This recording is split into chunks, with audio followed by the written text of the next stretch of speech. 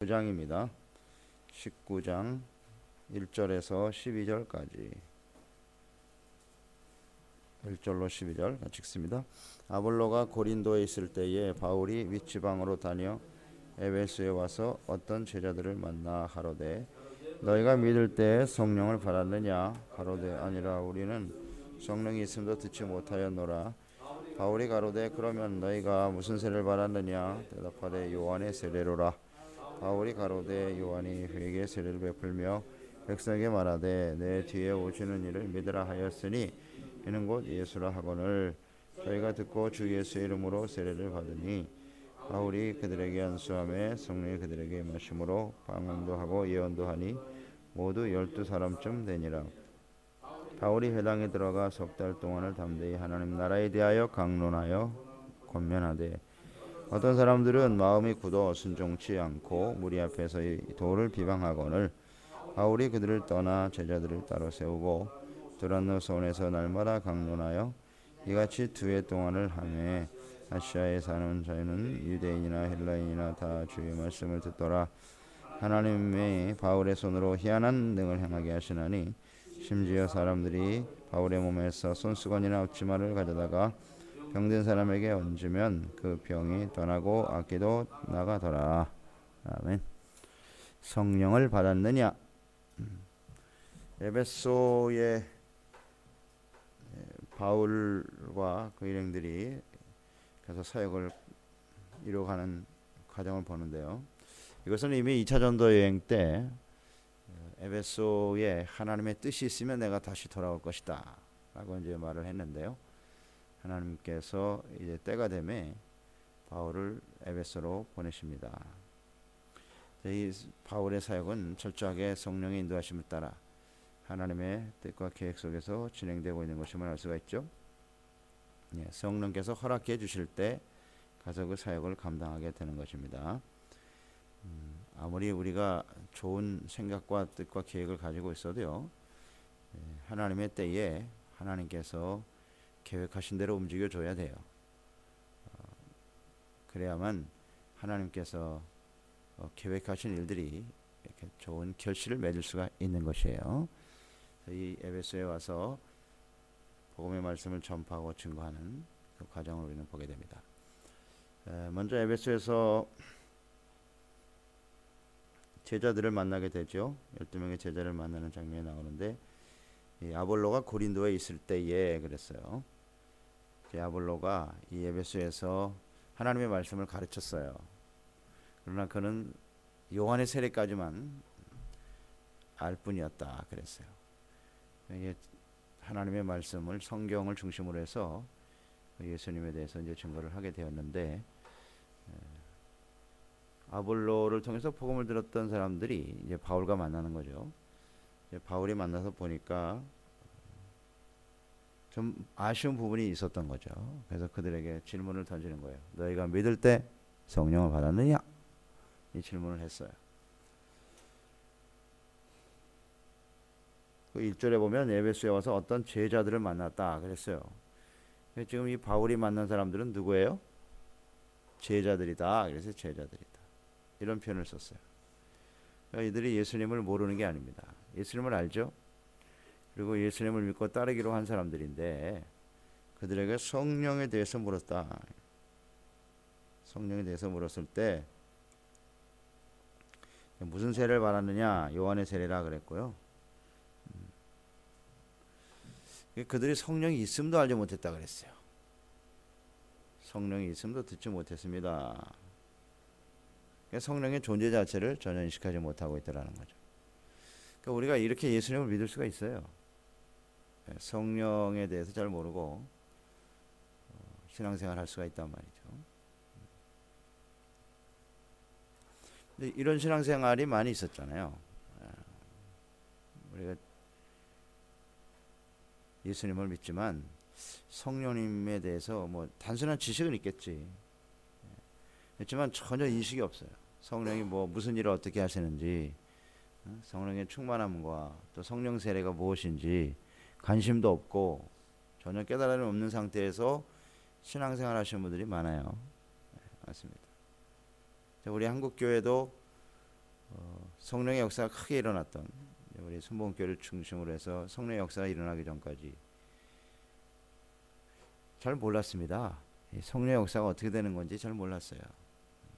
우리 성령이 충만해서 뭐 방언하고 이런 것들을 아주 이상하게 생각했죠. 이단시 취급하고 전혀 인식하지 못했던 성령이 없이도 신앙생활을 잘 할 수 있다. 그런 모습이었단 말이죠. 그러니까 우리 신앙생활도요, 성령의 충만함과 인도하심이 없이도 신앙생활이 가능해요. 가능하다고. 예수님의 말씀을 듣고 또 하나님의 말씀을 잘 아는 거죠. 지식으로 잘 알 수 있지만 그것이 이제 우리의 삶 속에서 온전히 열매 맺지 못하는 게 문제이긴 하죠. 문제이긴 하고 또 우리가 하나님의 성령의 충만함 없이도 어떤 인간의 의지와 성실성, 열심 이런 걸 가지고 주님을 잘 섬길 수가 있어요. 그게 한계가 있어서 문제지. 본인이 아주 성실하고 열심히 최선을 다하는 사람들, 그래서 신앙생활 잘하는 분들이 있습니다. 성령의 충만함과 감동에 대해서는 전혀 이해하지 못하는 거죠. 이런 신앙생활들은 성령의 인도하심을 받지 못하면 성령의 열매가 안 나타난단 말이에요.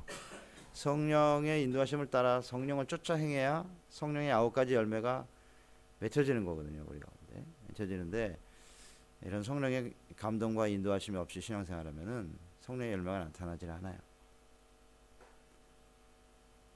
나타날 수가 없어요. 그런 좋은 열매를 볼 수가 없고 대부분 자기의 의의가 많이 쌓여가고요. 바리새인화 되어져 가는 거죠. 의의가 쌓여가고 그러면서 좀 교만해지고 영적으로 교만해지거나 아니면 지쳐서 쓰러지거나 더 이상 할 수 없는 거죠. 뭐 인간의 한계가 있는 거 아닙니까? 온전히 주님을 섬긴다고 하는 것이 쉽지 않죠. 그런 모습으로 나타나게 돼 있어요. 아니면 이것도 저것도 아니니까 그냥 체념한 채 그냥 종교적 생활만 하고 있는 거죠. 안 하면 안 될 것 같고 그러니까 그냥 하는 거예요. 혹시 교회 안 나가거나 이제 예수님을 믿지 더 이상 섬기지 않으면 나에게 불이익이 다가오는 것이 아닐까. 뭐 이런 생각 때문에 신앙생활하는 사람도 있고 막연하게 내가 이렇게 열심히 최선을 다했으니까 뭐 하나님이 나에게 잘 내주시겠지라고 하는 뭐 이런 모습의 신앙생활이 될 수가 있다고요. 그러니까 이런 분들이 많아요. 오늘 교회 안에 많습니다. 그래서 이 사도 바울이 분명히 전합니다. 너희가 믿을 때 성령 받았느냐? 이것은 바로 예수님의 뜻입니다. 예수님의 뜻이에요. 성령 충만함 받기 전에는 예루살렘 떠나지 말라 그랬거든요. 성령 세례 받기 전에 예루살렘 떠나지 말아라. 주님께서 명령하신 거예요. 그래서 성령의 충만함을 받는 것이 매우 필요한 것입니다. 이것을 사모하면서 기도해야 됩니다. 뭐 중요하니까 계속 강조되는 거예요. 이거는 솔로몬이 지혜로운 마음을 위해서 왕되기 전에 정말 그것 때문에 몸부림쳤던 것처럼 말이에요. 오늘 우리 신약 성도는요, 하나님의 성령의 충만함을 받기 위해서 날마다 기도하고 사모하는 사람이 돼야 됩니다. 예, 성령 충만해야 성령님의 인도하심을 따라서 바른 신앙생활을 할 수가 있단 말이에요.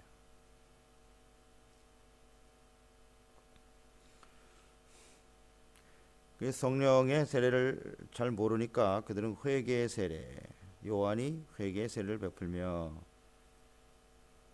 있습니다. 요한은 이제 회개하고 예수님을 믿을 준비를 시키는 거거든요. 요한의 세례까지밖에는 몰랐다 그랬으니까 예수 그리스도가 어떤 분이신가를 이제 가르쳐 주기 시작했습니다. 세례 요한이 증거한 사람이 예수님인데 그 예수 그리스도가 예수님 그리스도고 바로 우리의 죄를 위해서 죽으시고 부활하셨다. 그 예수님 우리에게 또 보내시고 약속하신 분이 바로 성령이시다.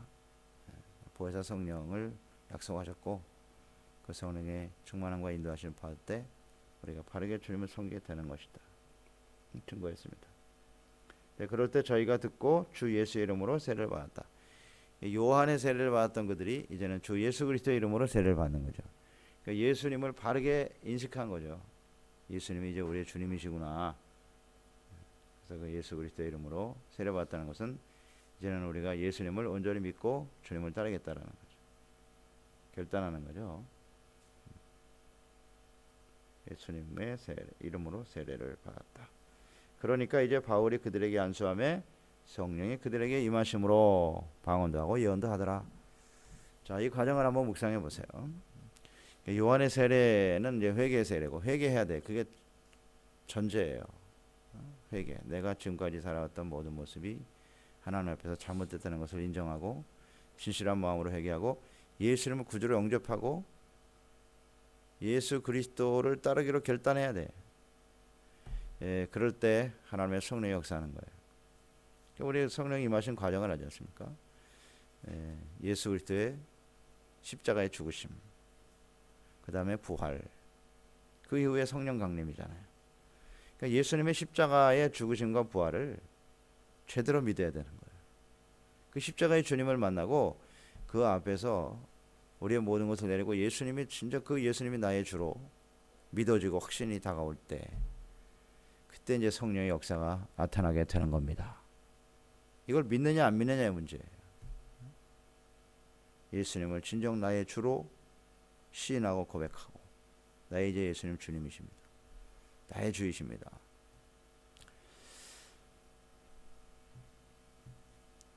그래서 그 부활의 주님을 깨닫고 증거하는 삶이 되는 거죠. 이제 사모하는 마음이 생기죠. 우리가 예수님 통해서 구원받고 은혜 받았다고 하는 것이 얼마나 소중한지, 그 가치를 인식하게 되고 그 은혜를 소중하게 생각하고 이것을 전하고자 하는 간절한 열망이 생긴단 말이에요. 그때 이제 성령이 역사하시는 거죠. 이 과정을 잘 우리는 이해하고, 이건 뭐 당시뿐만이 아니라 오늘도 마찬가지예요. 뭐 제가 성령 받은 과정도 마찬가지고 여러분들도 마찬가지고, 십자가의 주님을 만나지 못한 사람이 성령 충만하기는 어렵습니다. 그 십자가 밑에서 하나님이 준 은혜가 얼마나 크고 놀라운가를 깨닫지 못하고 내가 얼마나 심각한 죄인이었는가를 깨닫지 못한 사람은 성령 충만함 받기가 어렵습니다. 성령은 거룩한 영이시거든요. 예수 그리스도의 영이시고요. 예수 그리스도의 영이니까 우리 중심에 예수님이 주인이시고 예수님이 중심이 되고 예수님을 온전히 믿고 사랑하고 따르기를 소망하는 사람, 그들의 마음속에 성령께서 역사하셔서 충만케 하시고 인도하시는 것입니다. 그렇습니다. 성령이 임하니까 그 12명이 방언도 하고 예언도 하더라. 성령 세례 외적 반응이 방언으로 많이 나타난다. 방언이 터지고 예언도 이게 다 은사죠. 하나님께서 성령 충만하면 주시는 것이 은사. 그 다음에 또 하나는 열매. 이것이 우리 인격 속에 나타나는 거예요. 그래서 우리는 늘 아주 수없이 배운 거예요. 내가 성령 충만하냐 아니냐는 뭘로 보면 안다? 은사와 열매가 나타나느냐로 보면 되는 거예요. 그리고 또 하나 중요한 증거가 뭐죠? 성령 충만함 받은 사람은 확실한 증거가 무엇입니까? 사도행전 1장 8절. 성령 임하면 증인되는 거예요. 증인되는 거예요. 성령 충만한 사람이냐 아니냐 뭘로 보면 알아요? 증인된 사람을 살고 있는 거 아닌가? 그걸 보면 아는 거예요. 뭐 어렵습니까? 은사와 열매가 나타나고요. 그 다음에 증인되는 거예요. 성령 임하면 가만히 있을 수가 없어요. 예수님을 전하고 싶어서 가만히 있을 수가 없다고요. 성령은 우리를 증인되게 만드시는 거예요. 증인이라고 하는 건 체험하는 거잖아요. 확신하게 되는 거죠. 어렴풋이 느꼈던 것, 알았던 것들이 성령의 역사하면 확신으로 다가오는 거예요. 예수님이 정말 살아계신 하나님의 아들이구나. 나를 위해서 죽으셨구나. 부활하셨구나. 확실히 믿어지는 거예요. 그러니까 내가 확실하게 경험되어지니까 증거할 수 있는 거지. 확실하지 않은 걸 어떻게 전하냔 말이에요. 예수님을 내가 만났을 때 나의 삶에 어떠한 변화가 일어났는가. 이런 분명한 증인이 되는 거예요. 증거가 되는 거예요. 증거. 단순한 지식이 아니에요. 이게 바로 성령의 역사입니다. 그러니까 내가 성령 충만한가는 이렇게 세 가지로 점검해 보면 돼요. 근데 이것은 계속돼야 될 사건이죠. 계속되어야 하는 거예요. 계속. 성령이 역사하고 충만케 하시는 이유는 증인되는 거라는 거. 그래서 12사람쯤 되더라 그랬어요. 12사람이 성령 받았어요. 그 다음에 어떤 일이 벌어졌는가. 8절에 보니까 바울이 회당에서 석 달 동안 가르쳤죠. 하나님의 말씀을 나라에 대해서 하나님 나라에 대하여 강론하였더라. 하나님의 나라. 예수님께서 이 땅에 오신 것은 하나님의 나라의 복음, 하나님의 나라를 이루기 위해서 오신 거예요. 하나님의 나라에 초점이 맞춰지죠. 그러니까 우리가 성령 충만하고 예수 그리스도 안에서 완전히 거듭난 사람들은 하나님의 나라에 초점을 맞추게 되는 거죠. 그게 변하죠. 나의 나라가 아니라 하나님의 나라. 이 하나님의 나라는 어떻게 이루어지는 거다? 이 복음이 전파됨으로써 이루어지는 거예요. 복음을 듣고 회개하고 구원받는 사람들이 모인 곳이 하나님의 나라죠. 하나님의 다스림을 받고 그 하나님의 다스림에 순종하는 사람이 되더라는 거잖아요. 하나님의 나라에 초점이 맞춰지죠. 그런데 그 복음을 듣고 역시 9절에도 보면 어떤 사람들은 반응이 어떻게 나타났어요? 마음이 굳어 순종치 않고 그랬어요. 이 도를 비방하거늘. 언제나 그래요. 하나님의 말씀에 대해서 이처럼 말씀을 받고 은혜 받고 변화돼서 성령 체험하고 하나님 앞에 증인된 삶을 사는 사람도 있고 마음이 이렇게 굳어진단 말이에요. 굳어 순종치 않고 비방했다. 이건 길가와 같은 사람들이죠. 길가와 같은 사람이에요. 마음이 딱딱하게 굳어져 가지고 아무리 말씀 들어도 전혀 반응할 수 없는 상태. 굳어졌어요. 그런 사람들은 순종하지 않아요. 할 수가 없어요. 할 수가 없어요. 마음이 굳어지는 것이 참 하나님 앞에 크게 이게 보면 저주받은 사람이죠. 한마디로 말하면 이게 안 되는 거예요. 마음이 안 움직여요. 길가 같은 사람은 말씀이 떨어지면 새가 와서 다 먹어버린다 그랬죠. 마귀가 와서 먹어간다. 다 뺏어가거든요. 그러니까 이 마음을 굳게 하고요. 귀도 안 들리게 하는 거예요. 그게 다 누가 하는 거야? 사탄이 하는 겁니다. 마귀가 하는 일이 이런 거 하는 거예요. 말씀 못 듣게 합니다. 귀를 틀어 막아요 일단. 그리고 마음이 점점 딱딱하게 굳어져서 하나님의 말씀에 전혀 반응할 수 없게 만드는 거예요. 그게 사탄이 하는 일이에요.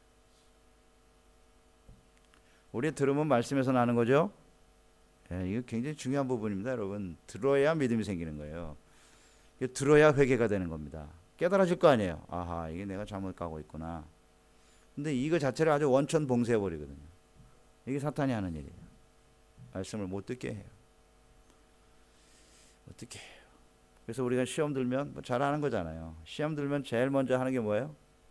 교회 안 나와, 예배 안 드려, 말씀 안 들어. 이게 다 사탄이 하는 거예요. 보통 들으면 자꾸 드러나거든. 자기 마음속에 있는 실체가 말씀을 통해서 자꾸 드러난다고요. 이게 쉽거든요. 그냥 아예 틀어 막아버리는 거, 안 들어버리는 거.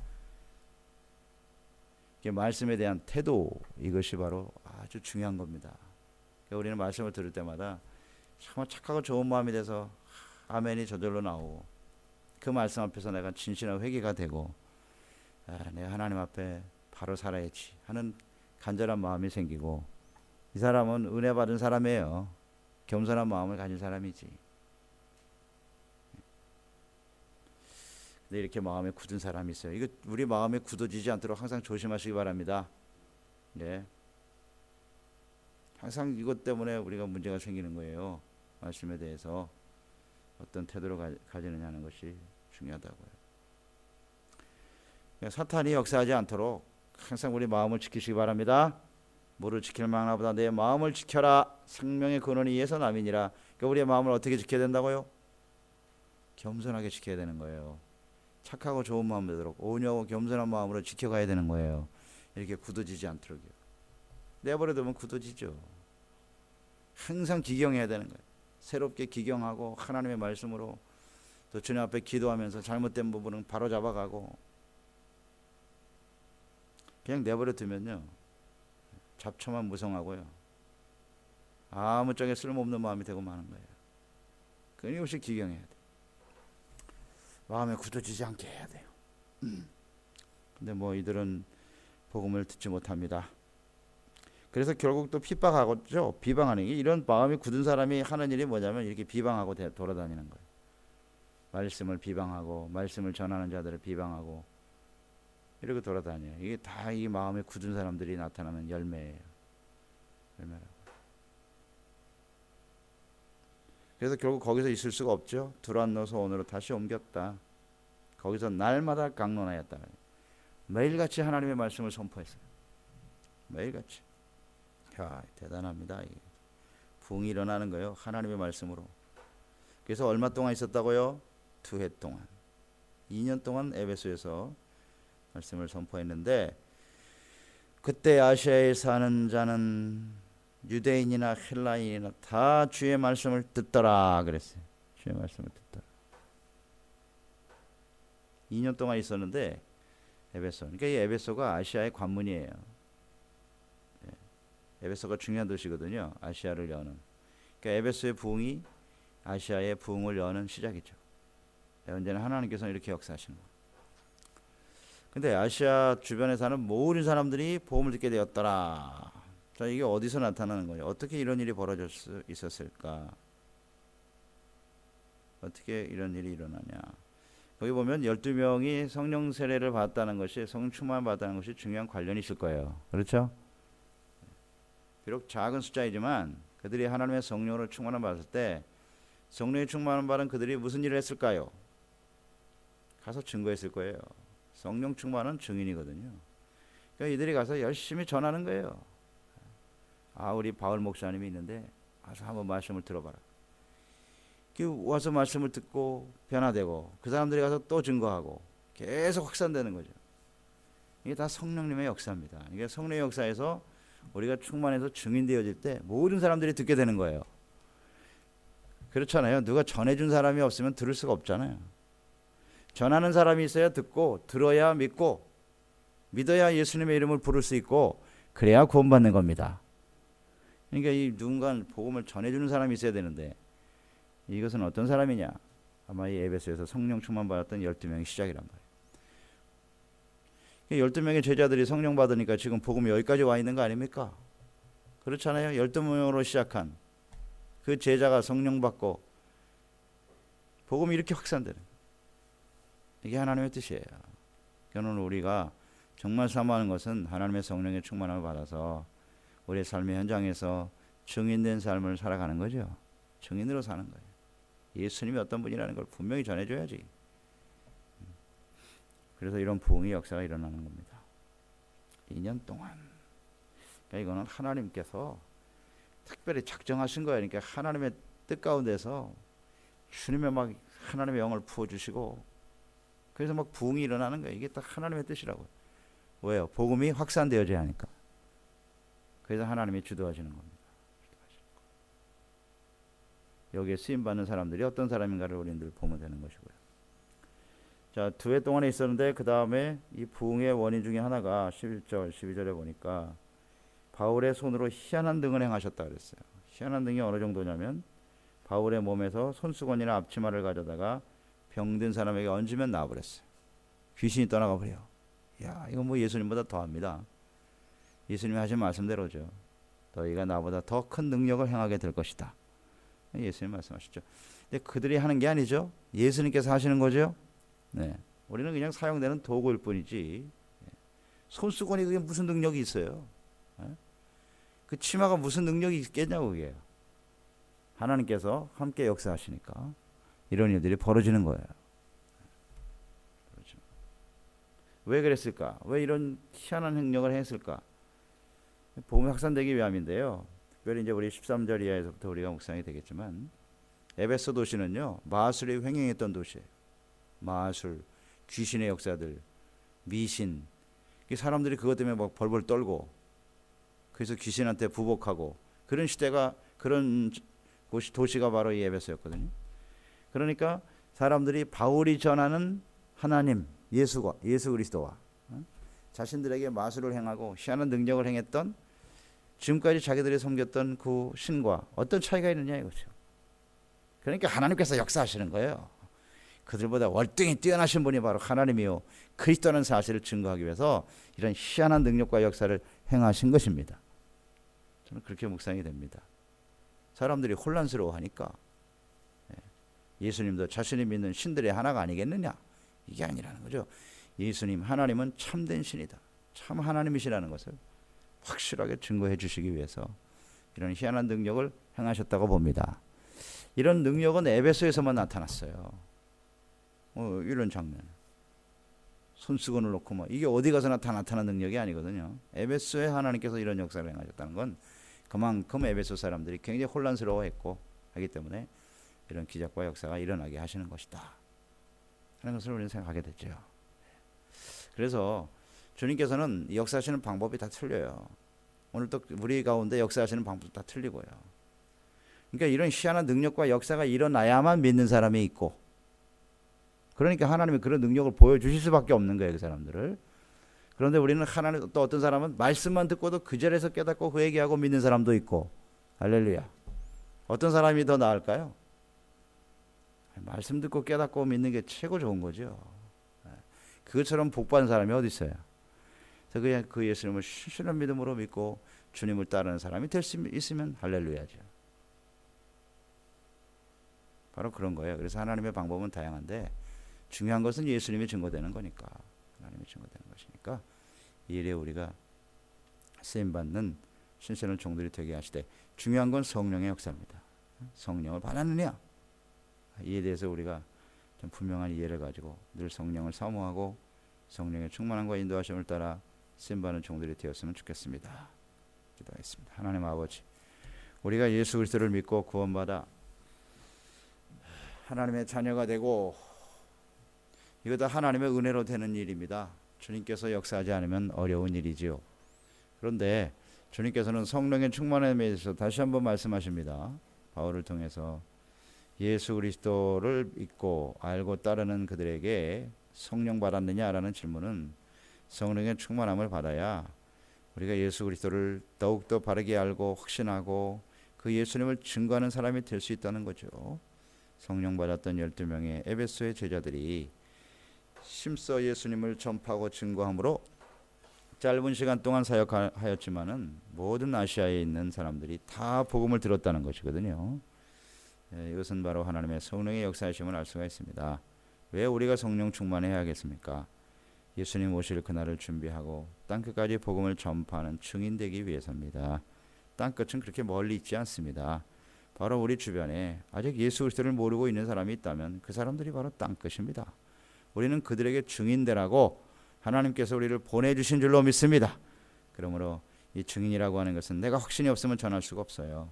그러므로 하나님의 성령으로 충만하게 도와주셔서 증인된 사명을 잘 감당하여 쓰임받는 종들이 되게 하시옵소서. 예수님의 이름으로 기도드리옵나이다.